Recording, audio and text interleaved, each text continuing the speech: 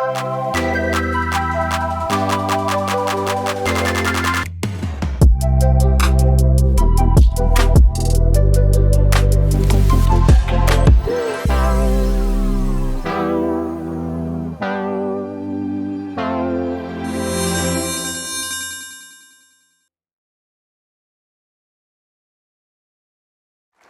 it. Yeah. Thank you. Good evening. I am Anuj Mehrotra. I am the Dean of the Georgia Tech Scheller College of Business, and it is a pleasure to welcome you all to this inaugural session of this conversation series, Tech Talks Business. And I'm privileged to have the first guest for this show to be President Cabrera. President Ángel Cabrera, thank you for joining us today. My pleasure, especially when you told me why you were inviting me first. Well, I'm not going to get into that. Instead, let me ask you, let me ask you the question. Walk us through where you grew up, and you have been a first-generation student, and now you have led 3 big institutions: the Thunderbird Global Management Institute, as well as George Mason University, and now at Georgia Tech. So walk us through your life a little bit. Well, first, let me start by thanking you, welcoming you again to Georgia Tech. I am so excited to have Anuj within the Georgia Tech community, and he's coming with just an incredible level of energy and ideas, and I just I'm very excited to work with you, Anuj. And as you will see, interestingly, we have lots of things in common. You and I have lots of things in common. Both of us were born outside of the United States. Both of us went to college outside of the United States. Both of us studied engineering in our countries of origin. I think you did ME, I did EE. Both of us concluded that we were not the best engineers in the world at some point. Both of us came to the US to study in one of the greatest American universities, Georgia Tech. Both of us changed our fields and our careers here. You went into industrial systems engineering, I went into psychology. And both of us ended up teaching business and falling in love with business and business education. And both of us, in a weird turn of events, ended up coming to our alma mater. So incredible points of coincidence and that we share, and I just wanted to highlight. But yeah, my whole career, I grew up in Spain, middle-class family outside of in the suburbs of Madrid. I was lucky to go to college. My parents had not gone to college. Spain sort of had was still at a time where very few people got to go to college. My parents did not go to college, not by their own choice, but because it was not an opportunity that they had. And but growing up, they had no doubt that I would go to college. So it was not an option for me. I was lucky to go to a great university, a great public university in Spain. And I didn't even know what a doctorate was. I didn't know that someone like me could even, you could do more schooling. I was a total nerd. I loved school. And then I learned that there was a thing called a doctorate that you needed if you wanted to teach, which I did want to teach at some point. I love teaching and education. And a faculty member of mine who had been a Fulbright scholar, he had done his PhD in Southern California, explained to me what the Fulbright was, explained to me that someone like me could actually go and study in the US. And sure enough, I got my Fulbright scholarship, and I came to the US to get my doctorate. On the way back, as many of you know Beth, my wife, I always, it's not a joke, it's the reality. I got my master's, my PhD, and my wife from Georgia Tech, so it was a great value proposition.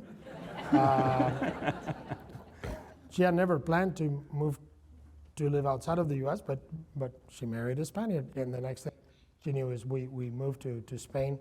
Our kids were born in Spain.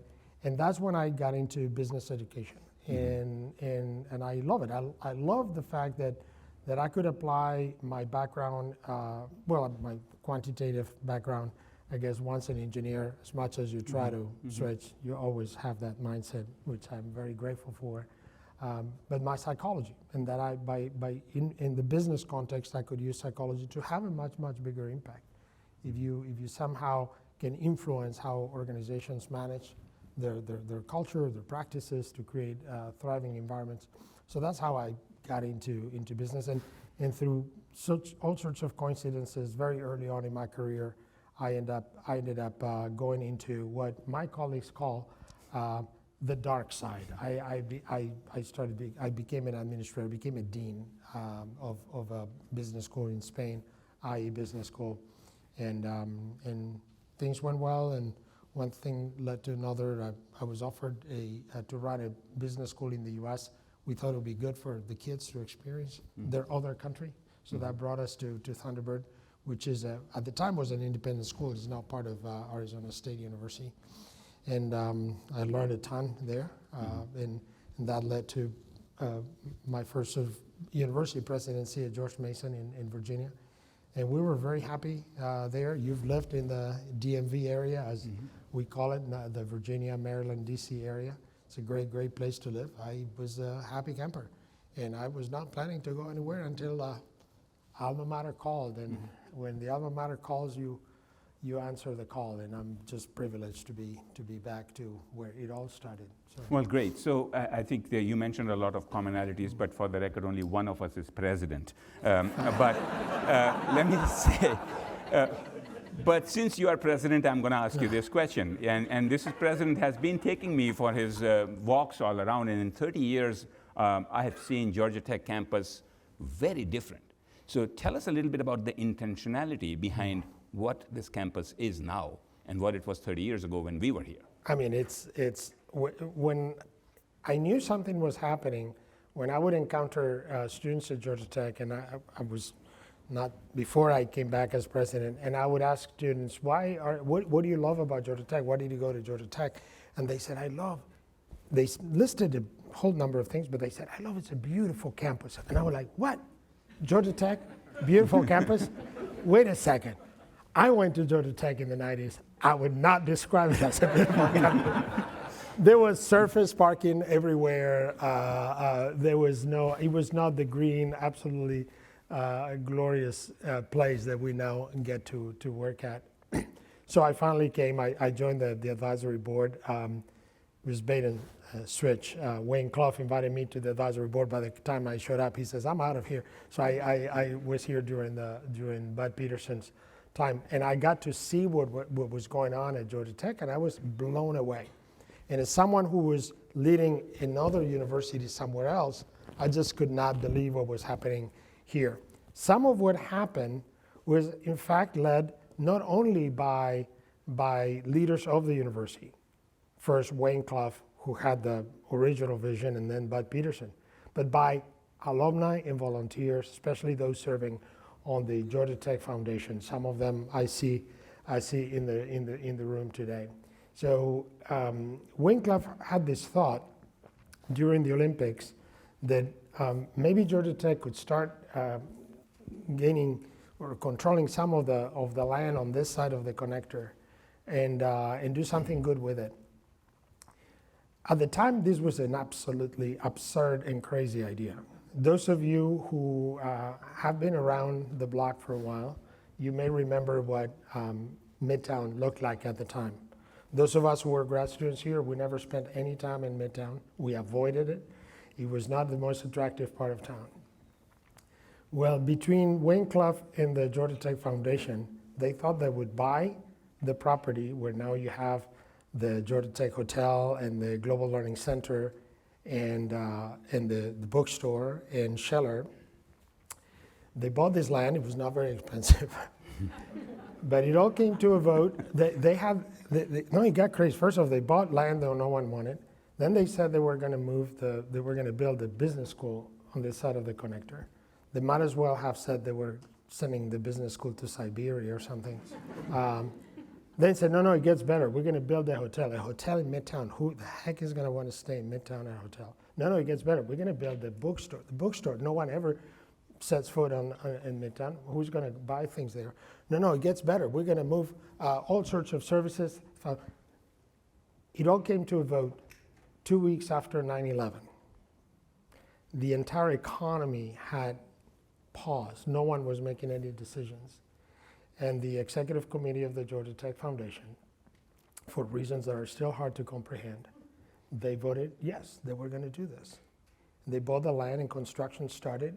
First buildings popped up in the early 2000s. And just in 2 decades, this place has been absolutely and completely transformed to the point that now students want to live here. Young people want to, they want to go out here. They build companies here. That was, I think, a transformative experience for Georgia Tech in the sense that it helped us as an institution see how our own growth could transform the entire city around us. And that way of thinking about our growth continues. So the next big project that we're working on, which is on the south side of the campus, what we now call Science Square, also is part of that same philosophy of how Georgia Tech's growth can spill over value into the neighborhood and build a thriving city. Also, it taught us many things. Working here, it taught us how to partner with the private sector. Many of the things that you see now thriving in Midtown were done not just with, we learned to use other people's money, let's put it that way. So the Coda is a great example where it was the Georgia Tech Foundation owned the land, but they found a developer that was willing to make those investments to make Coda a reality. So vision for the future and understanding of the university as a motor of innovation, and then partnership with the private sector, and the rest is history. Interesting.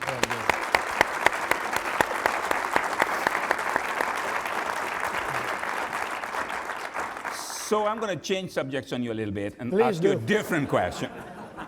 I recently attended one of your conversation with Cabrera series with the Microsoft CEO Satya Nadella.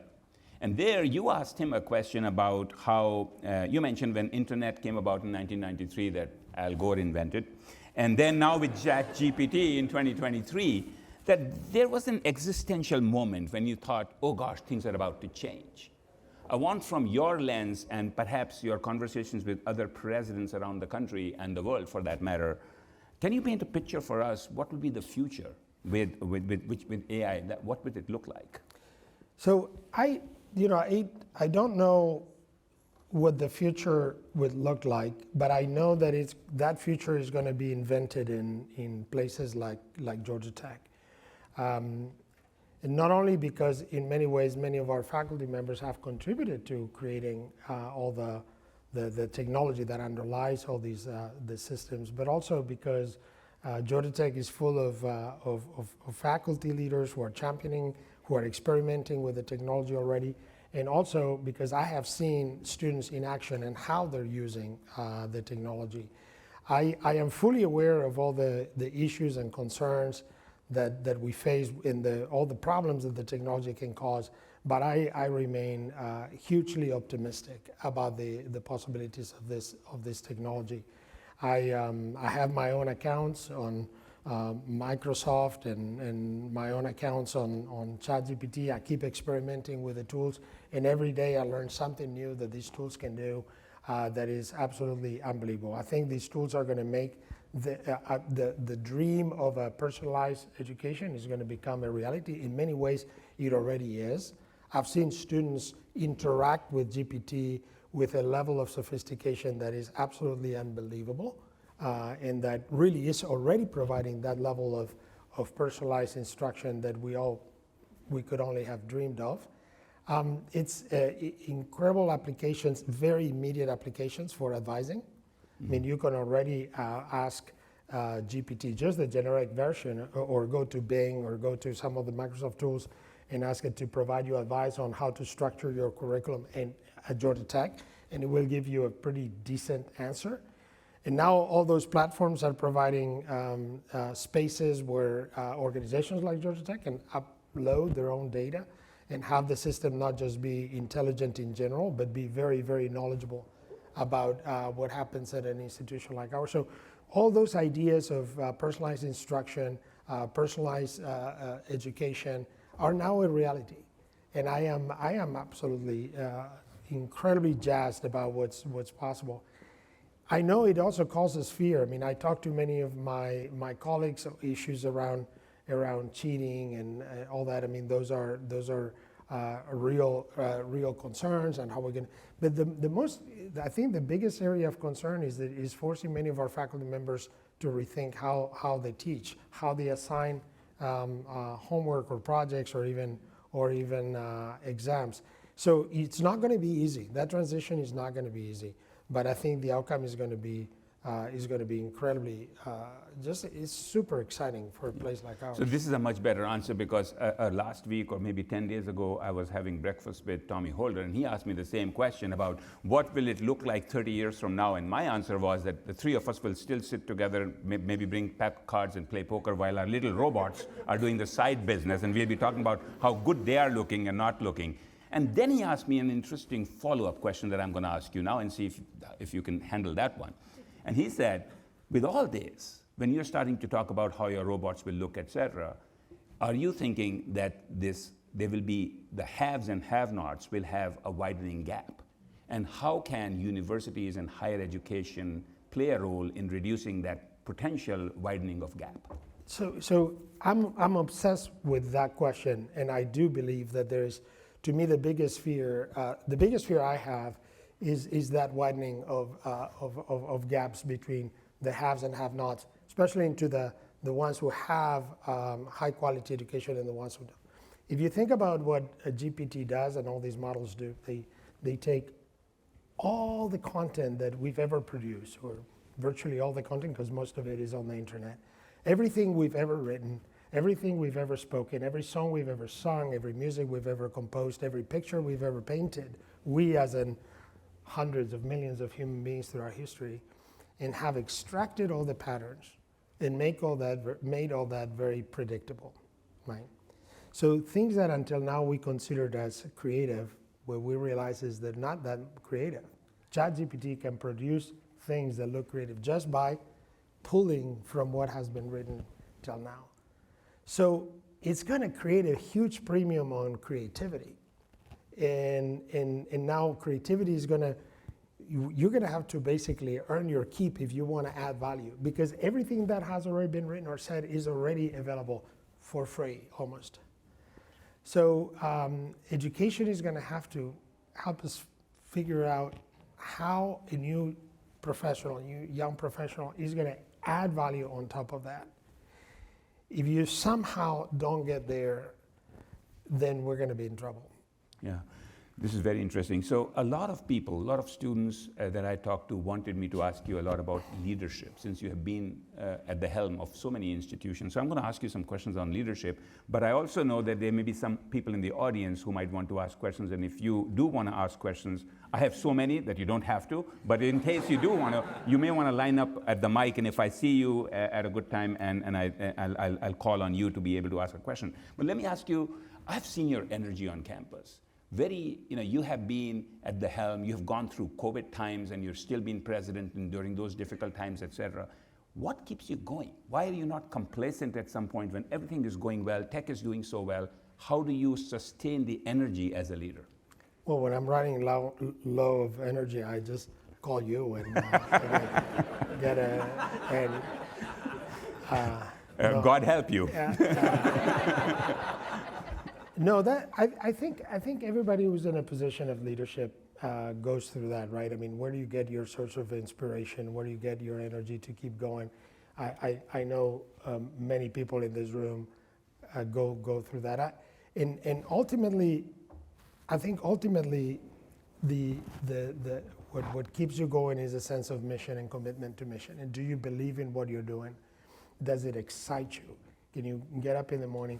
Because in any position of leadership, you also go through tremendous moments of stress, tremendous moments of questioning what you're doing. If you're not fully committed and excited about what it is your organization does, you're kind of toast. I mean, there's no other way around it. So I think that in my life, there are practical ways in which I get reconnected with mission. One of them is most of my meetings, as my colleagues know, they don't happen in my office, they happen outside.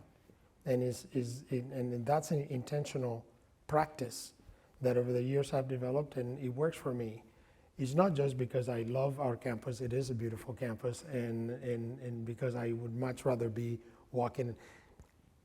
The conversations that I have with my colleagues are different, but those conversations are grounded in mission. Mm-hmm. You're having a conversation about students, and you're running into students and occasionally chatting with one of them. You're talking about an issue that has to do with the faculty, and right there you have a couple of faculty that may stop and chat. You're talking about a building, and we just go see the building. Mm-hmm. Or we see the construction site. We don't have those conversations. So that is a small thing, small practice, but just by having that grounding, and this is what we do. Get out of your office and try. In other businesses, that might mean have the CEO go see clients. Mm-hmm. Don't stay in headquarters. Go see the product, your clients. Think that to me is one of the most energizing things that I get to do. So it has nothing to do with what you're hiding in your office space. People are outside meetings for different reasons. Now I get it. But let me ask you a different question that I've asked other leaders, and I think it's very interesting to hear different answers, and I want to ask you that question too. Generally, I've heard leaders try to surround themselves with great leaders themselves, right? And then the decision making becomes a little bit easier because the others are taking care of most of the decisions. And yet, some decisions rise up to your level because the others are not able to make those decisions. They are complicated decisions.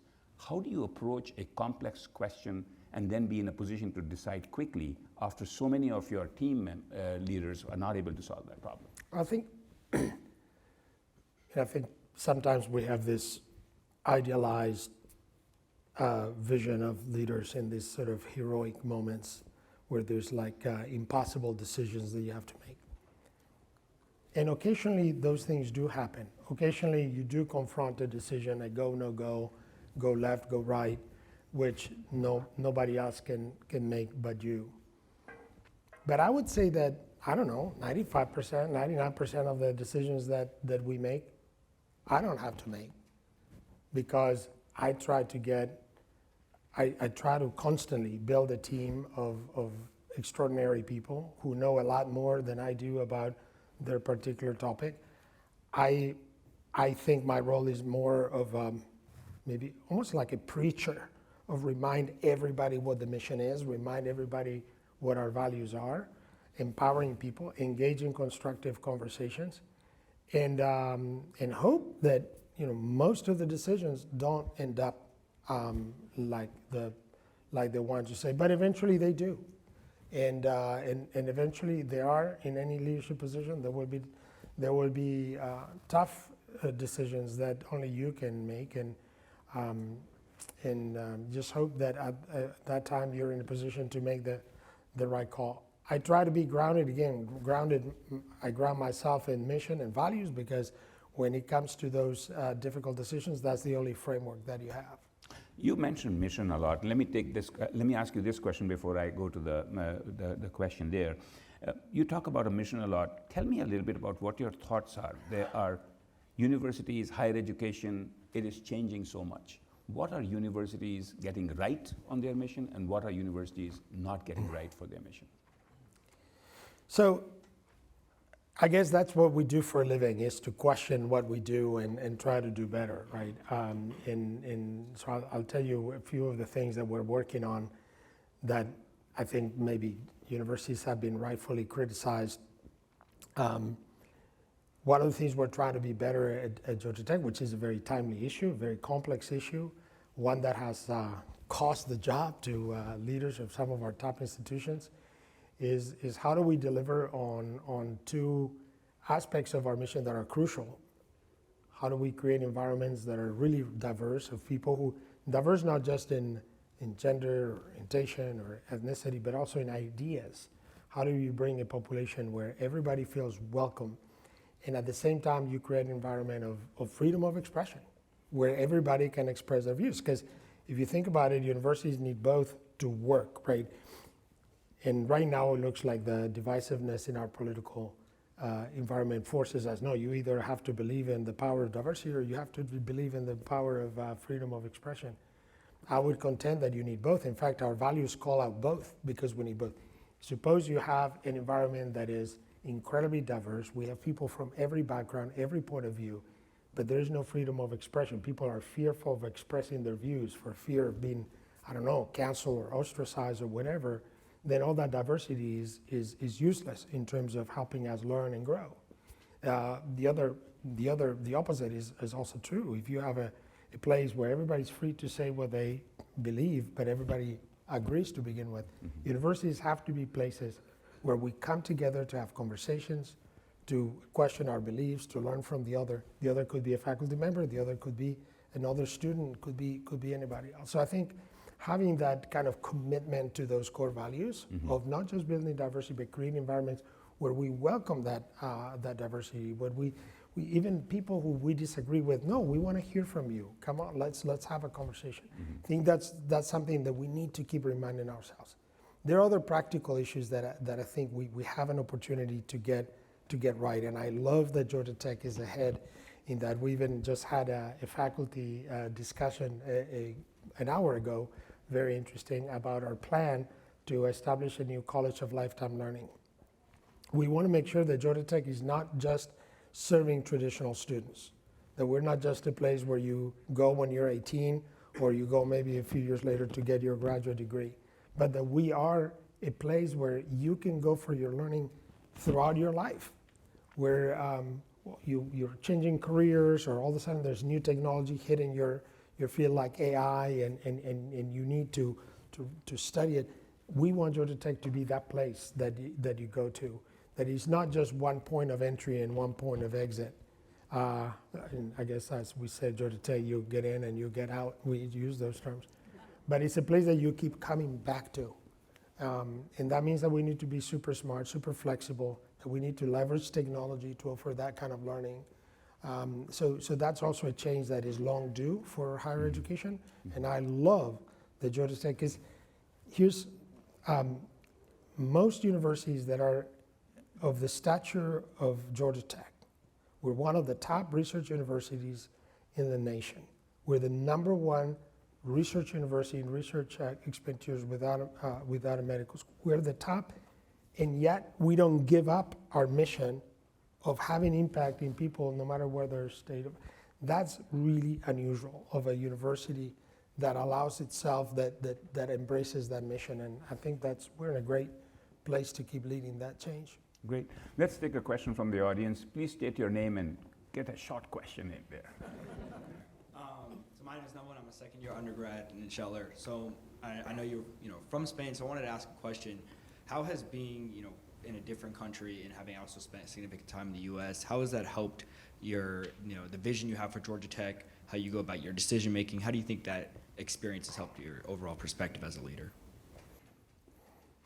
So, in many ways, I mean, I guess each of our journeys define who we are and how we look at the world. But I think the fact that I have lived and worked and raised a family in different cultures and different settings, that has put me in front of people who look at the world in many different ways, different points of view. It has helped me embrace what differences of perspective can provide you for your own learning and for your own growth. I think one of the many things that attracted me to Georgia Tech, and that I still love about Georgia Tech, is how open it is to people who are different. Think about this. One of the best universities in this country hired a Spaniard as a president and an Indian as a dean of business, and a Cuban to run the foundation, and I can keep going throughout the list. This is amazing. I mean, to have an environment that welcomes you, that embraces you with all your differences, and not despite of those differences, but that embraces you, is like, no, we want you, bring your full self and bring it on and put it to work, because that's how we learn. I think that appreciation, I think it would have been a lot harder to reach that appreciation without that personal journey. Thank you. Thank you. So let me turn to the questions from some of the questions that I get from alumni and students, and I'm going to try them on you. How can alumni help beyond what they are doing already in terms of philanthropy and other ways? How can alumni help? What is your answer for them? So what students may not realize yet, but students are aware that they see names on buildings and they may wonder who those people are.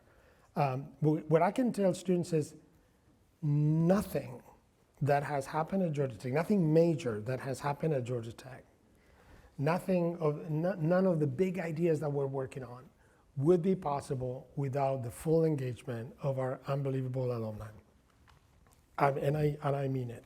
I mean, I give you the example of how Midtown was transformed. That was not just Georgia Tech administration, faculty in isolation. That was the result of a partnership with leading alumni serving on the Georgia Tech Foundation. What we've been doing on Science Square, the same thing. We're using a different affiliate, but also populated with alumni. So it's not just the money, and the money is important, by the way. The money is very important. We would not have Scheller, we would not have the new towers that we're building in the heart of Tech Square. We would not have many of the labs, of the resources that we have. We would not have the maker spaces. But in a way, the financial engagement happens when alumni who believe, first of all, who had the personal experience of having their lives transformed by this place, who have engaged with Georgia Tech, who believe in the mission of Georgia Tech, and at some point when they're successful, they realize, Georgia Tech can help me have an even bigger impact with my philanthropy. So it is hard to exaggerate how absolutely crucial our alumni are for everything we accomplish. Thank you. So let's take the question. Please state your name and the question, please. Can you guys hear me? Yeah. Name is Grayson Stewart, was a undergraduate Scheller alum in 22. Thank you both for taking time out of your evening to be here. I was really excited to hear about the College of Lifelong Learning initiative you're thinking about starting here. I was curious about, have you considered the idea of doing a how to learn class? Like these GPT tools, how speed read, like the basics that people often assume that we know coming in undergrad, and some people may know or may not know. I wish I was one of those people that did know. And have that be a part of the core curriculum, because I think that would be a massive benefit to get people started early on that lifelong learning trajectory. I think you ought to take that one. No, we were just commenting earlier that indeed, when any of us look back at our experience at Georgia Tech and you try to figure out what it is you got out of Georgia Tech. Well, I did get a wife and the credentials. But what in terms of your own learning, what is it that you got out of Georgia Tech? You may never use differential equations in your job. You may never use many of the things that you learn in your classes. And yet, through that whole experience, the biggest thing you walked out with was learning how to learn and learning how to find information. And that's why we're trying to do our best to make sure that we are quick at incorporating all these new tools, just like we incorporated the internet very early on. How do we incorporate AI, data analytics? How do we give you the tools? Even if you're acquiring them, I don't know that there will ever be a class called Learning to Learn. That's an interesting, intriguing idea. But we would be doing a disservice if throughout the other classes that you take, you don't develop those skills. But what do you think? So I think you gave a perfect answer, because the Scheller ambassadors asked me this question 2 weeks ago, and that's what I told them. And in fact, I used this example of differential equations because I have forgotten how to solve differential equations at this point. So learning how to learn, and the only other thing I would add there is that I think given where we are, and what values tech can be, there is to also create the entrepreneurial spirit. So, just having the ability to be able to have that entrepreneurial spirit and learning how to learn is the 2 takeaways that are very important. But thank you for that answer, and it was a correct answer because I had the same one. So Thank you both. Let's take one last question from the audience, please. Yes, Javier Soto, Evening MBA. Dr. Cabrera, many years from now, when you're ready to move on to your next chapter, what kind of legacy would you like to have left behind at Tech?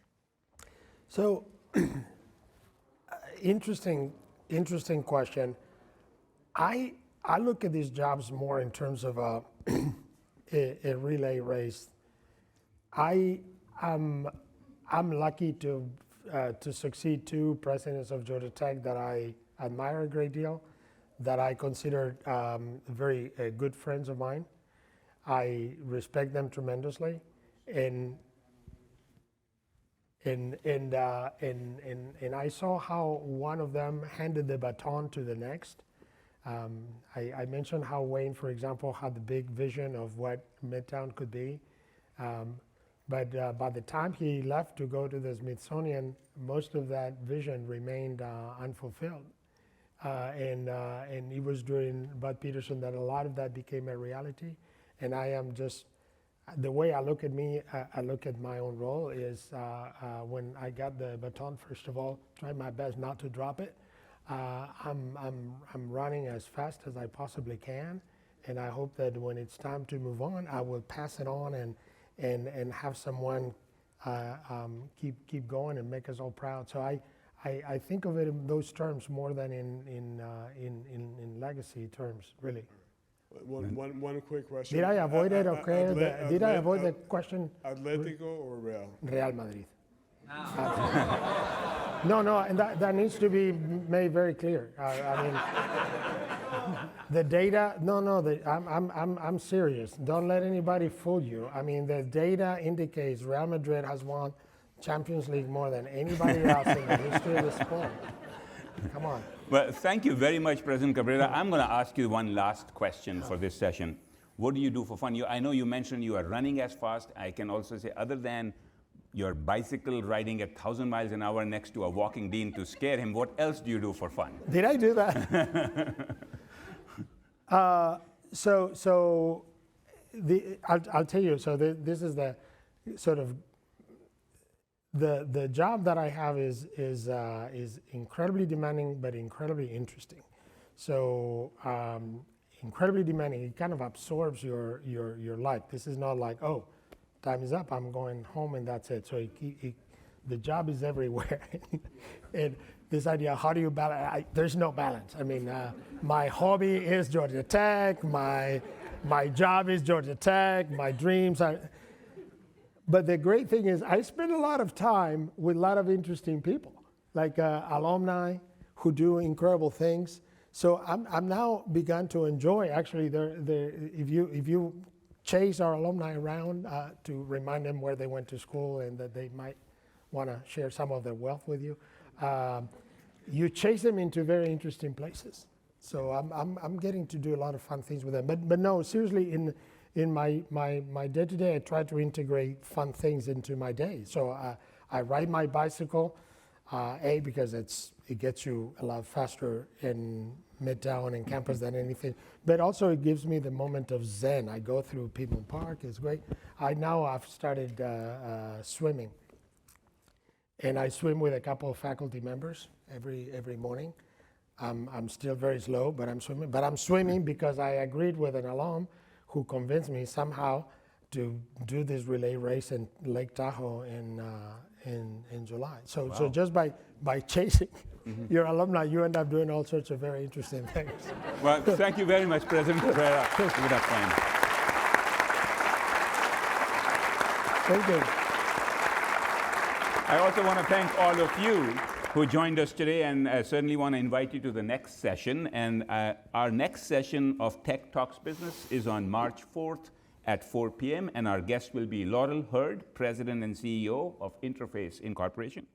This session will be part of Georgia Tech's UN Sustainable Development Goals Action and Awareness Week, and hosted in partnership with the Ray C. Anderson Center for Sustainable Business. Thank you very much again. Thank you.